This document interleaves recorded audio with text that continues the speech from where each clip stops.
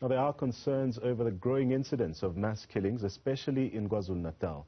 Police Minister Bheki Cele revealed that 531 lives were lost in KZN in the past 10 months in 229 gun-related incidents. The minister further announced that 8 people have so far been arrested for 2 mass killings, one in Richmond and the other one in Inanda. To get to the bottom of this, I'm joined by Paul Oxley, who is the chairman of Gun Owners South Africa. Paul, a pleasure to have you on the program despite these circumstances. Now, when assessing reported cases of gun-related crimes, it would seem that upon ballistic checks, these are often unregistered firearms or firearms that land in the wrong hands. What do you make of the situation? Unfortunately, yes, it's very disturbing, of course. I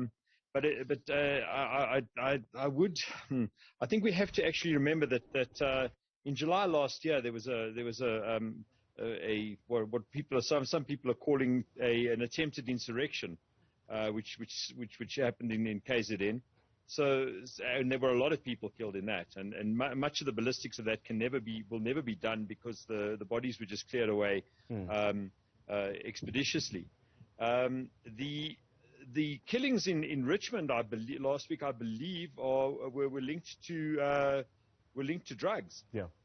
So I struggle to see how these all can be bound up in one basket.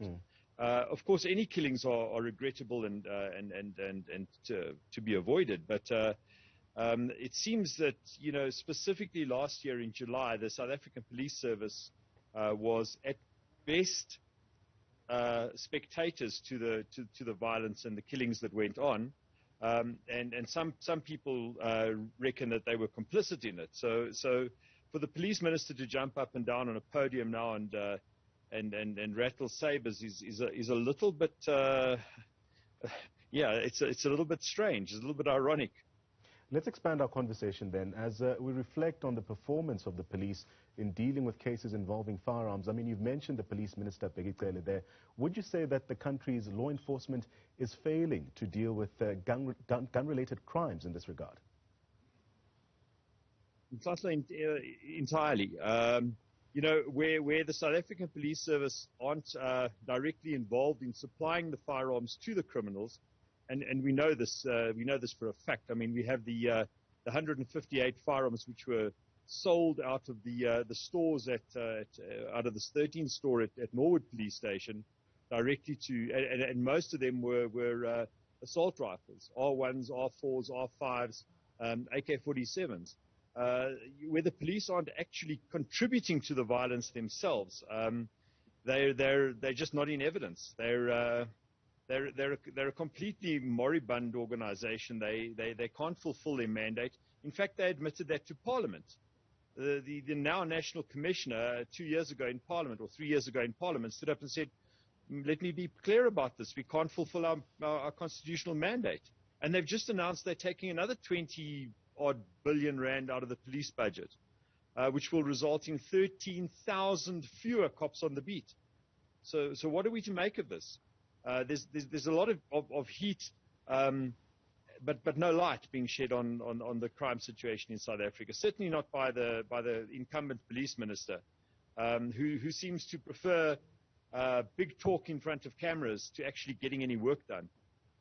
Now, it's quite interesting that you mentioned the incident that played out at Norwood. It's also quite concerning that it emerged that about 158 firearms disappeared from this police station in Johannesburg.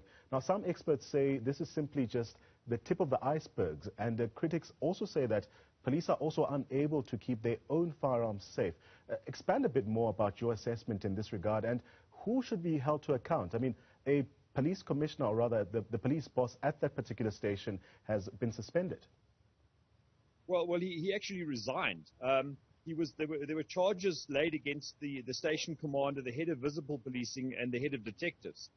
And the station commander resigned ahead of the inquiry, which is about to, or the criminal charges which are about to proceed against him. So yeah, this was.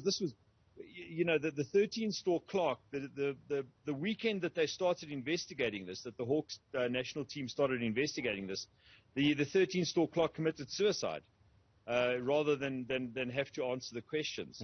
I'm told that the 13-store floor was littered with the evidence bags that the firearms had been stored in. Remember, these are the firearms that a couple of years before that had been seized in a cash-in-transit armory, which was next door to Norwood Police Station. So the firearms had all been sent for ballistic testing, and they were in the ballistic testing, those transparent bags with the SAPS writing on, in the 13 store when they were sold out of the 13 store by an officer or a group of officers. It's difficult to imagine that, and for that reason, the station commander and the head of Vispol and the head of detectives are being criminally charged. It's difficult to imagine that this is not a racket, that this is not a well-organized, and it's difficult to imagine that they're the only ones. And Paul, as we wrap up our conversation, help me answer this question as to how do we ensure that guns don't land up in the wrong hands here? Okay, so in the first place, the police are now 16 years behind in the electronic register which they were supposed to have created with the advent of the Firearms Control Act. So the legislature imposed upon the police a duty to create an electronic register so that firearms could be easily checked and traced. The police have refused to do that for the last 16 years. They've been in breach of the law for the last 16 years. You know, we keep coming back to this.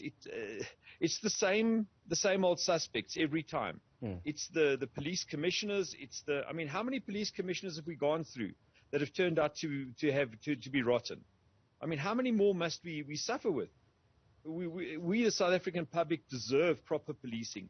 We deserve a police minister that's good for more than just showing up on TV in his hat. That was Chairman of Gun Owners South Africa, Paul Oxley. And just to take some of the comments that were made by the police minister earlier this week, he said that police in the province will ensure that KZN, more specifically, does not turn into a killing field.